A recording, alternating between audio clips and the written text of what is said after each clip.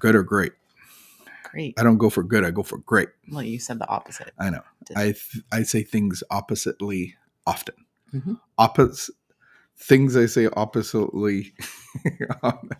Dyslexia. Good morning. Welcome to the Ashes to Rubies live stream, where we talk about life and recovery and so much more. Everything in between. What I was thinking of. Oh, I have two things. Number one thing is that I'm on a cleanse and I failed yesterday. Mm-hmm. I think I have a great quality, not a good quality, a great quality. I can overlook failure within myself really easily. You, not so much. No, I actually do. Do you mean that you can't overlook failure in me? You can overlook it when it's your own, but not in easily. other people's. Like I overlook my own failures. Gotcha. Like, you're hard on it's other not a people. big deal because I know my heart. I know my heart. But you're hard on other people. I don't know if I'm. I don't know. Maybe I am. I try not to be. Say? Do you feel that I'm hard on you? What were you trying to say? I was trying to say this is how I failed. I went to go pick up tacos at the No, but what were you saying about I can overlook failure in myself, but because I know my heart. Yeah. But I don't know other people's heart, so it's just failure. Oh. Gotcha. But I don't think I focus on other people's failures. Maybe I do. I don't feel I do. I feel like it doesn't really matter if other people don't. Yeah. It's a good conversation.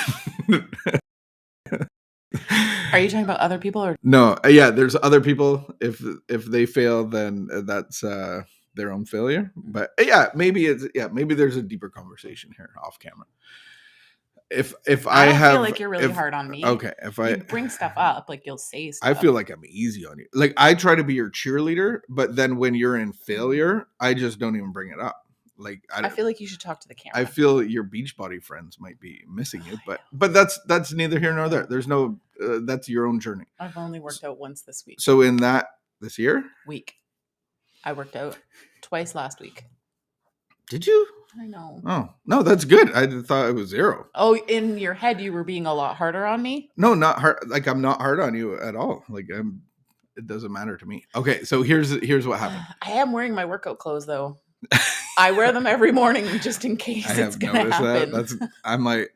the only way it's going to happen. So I can tell by your heart, like I can tell by you having gym clothes on. I can see by my heart is good. You can almost see your heart. And maybe this is how women start wearing gym clothes all the time. I never used to wear gym clothes. And you've been so critical of them for wearing gym clothes, even though they don't work out. And I don't want anybody to know that I'm good. critical about women who wear gym clothes out, because I think that's almost every woman. So don't stir up incitement, please. I have enough troubles.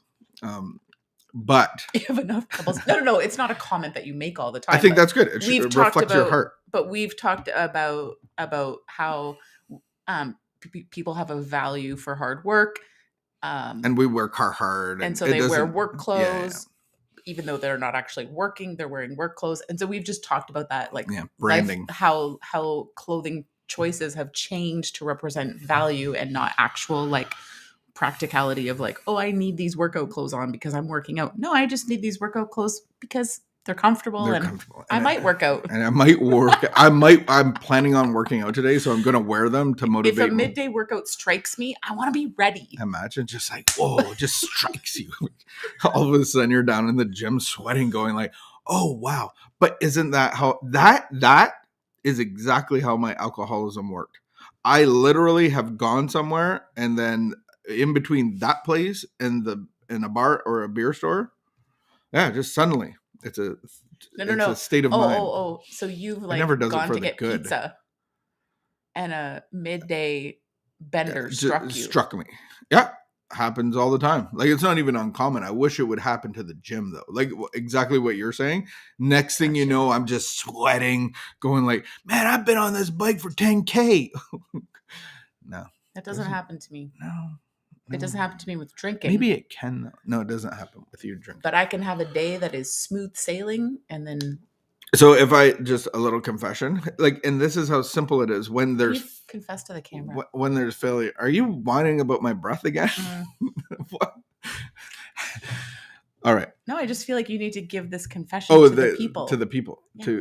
Okay. So, I believe that failure doesn't have to consume me like it used to, because I would fail something and then just scrap it all. But in this situation, I'm doing a cleanse of gluten and of the sugar. Okay. And we were out, me and my sidekick. We were at the Mexican store to get the tortillas, the beautiful tortillas, because yesterday was taco night, and we were leaving. It was 3 p.m. and I was like, empanada. Suddenly, empanada came into my head.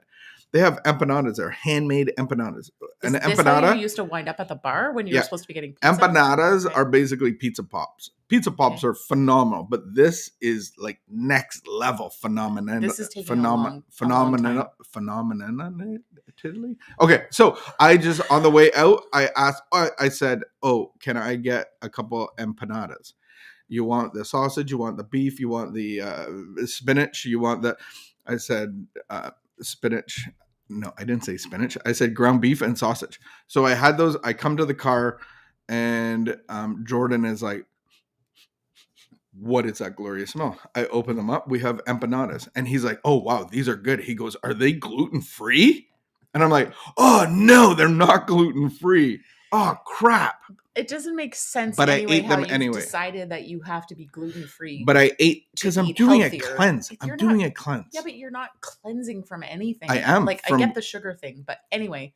Don't attack Thanks for your my confession. program. Thanks for your confession. And then my little friend at worship and prayer last night, she brought dreaded sugar in the form of gelato. I know. I was there. So today is a new day. Maybe you need to talk to God about how be able to say no. But how do you incorporate, like, so is this about the expectations that you put on yourself? Okay, so I have people that do cleanses, like people that drink that do cleanses, and they don't drink for a month. So if they drink after 10 days, then the cleanse isn't 30 days. So I'm doing a cleanse for 3 months of gluten and sugar. I'm just going to leave it at that. I don't even need advice or opinions. So it's not like you're trying to eat healthy. You're just trying to not eat. But I am eating healthy. I'm eating very healthy in the last 12 days. I've had power shakes for lunch. I've had granola and yogurt. And then I think we've gone out to eat maybe once or twice. Do you know we've been circling around on this wagon for how many years now? Okay. I'm done talking with you. I'm going to talk with my friends. Hi, guys. How you doing? You have become irritating. Do you ever get in conversations with people that you would like to say what I just said to you, but you can't? You just have to endure the irritating conversation. We only ever treat our spouse like that. I think if we were more honest, I think that would be a great relationship to have. You are now irritating me. Let's do our reading. Thank you for joining us. All right, is it the 13th today? Walk around wondering why you have no friends. That could happen. Okay, January the 13th. When will I realize? Is it the 13th? Mm-hmm. Thursday the 13th. Oh no, that's Friday. Nothing. That's Friday. Friday the 13th. Forget it. When will I realize that I need not permit the alcoholic's behavior to confuse my life and destroy my peace of mind? When will I learn that there is no compulsion in law or ethics that forces me to accept humiliation, uncertainty, and despair? Have I perhaps accepted it because I have a subconscious desire for martyrdom? Do I secretly relish feeling sorry for myself and want sympathy from others? Today's reminder: I have the right to free myself from any situation that interferes with my having a decent life and pleasant experiences. Every human being is entitled to live without fear, uncertainty, discomfort. I should take a firm stand and hold fast to whatever decision I make to help not only myself and my family, but the suffering alcoholic as well. Constant wavering can only hinder me from breaking out of my present thinking patterns. quote for today: God, guide me to make the right decision and give me fortitude to cling to it against all pressures and persuasions. Hmm. This is Is this they're reading they're saying something to about somebody. the cleanse? No, no, Is this no. about the cleanse? Okay, we're moving on. Read it No, no, again. no, no, no, no. This is early. How do I juggle early recovery? But then I can take this so they are telling you something. They are telling somebody something like somebody something, but not telling them. So can I live in my home in peace and comfort and safety with an active alcoholic or drug addict? They're not going to tell you that. I know they're not for you to decide. That's for but are they telling me this? And their because they come offering you. at it is like, you deserve this and not this, and then you can make decisions not to be the victim in the circumstance that you're a part of, is really what this is saying. But this is early recovery in a very intense way, because there are people living in addictive relationships. Mhm. The chaos, the control, the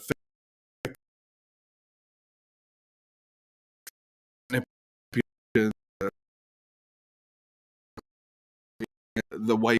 And so the nice thing about the way that Al-Anon approaches the problem is that, Al-Anon is basically telling the family, hey, you can make other choices.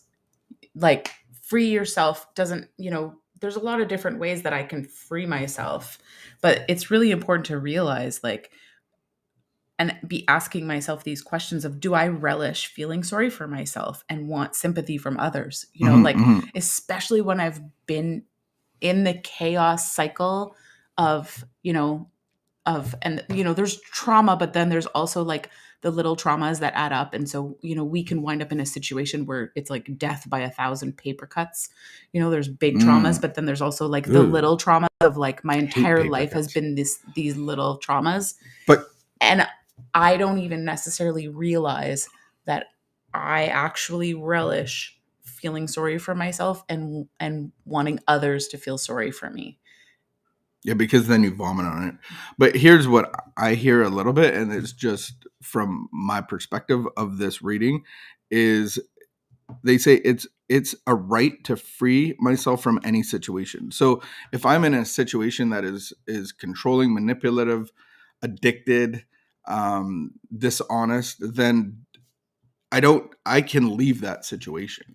It doesn't mean divorce the situation. It doesn't mean like for my best interest. But here's the kicker, because constant wavering can only hinder me from breaking out and thinking about I make to help not only myself but my family, but the suffering alcoholic as well. Sometimes the suffering alcoholic or drug addict needs to be alone and go, I can't pay my bills.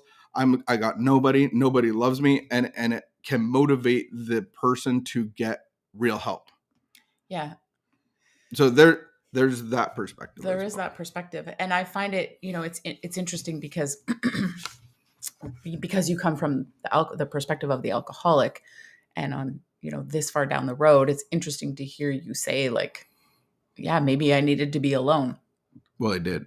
But I remember in those days of like, there was no, yeah, you're right, I need to be alone.